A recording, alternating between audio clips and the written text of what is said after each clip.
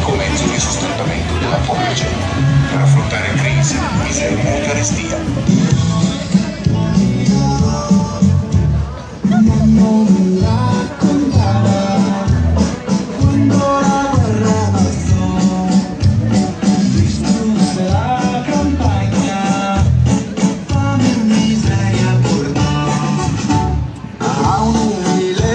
Tesoro, la terra costa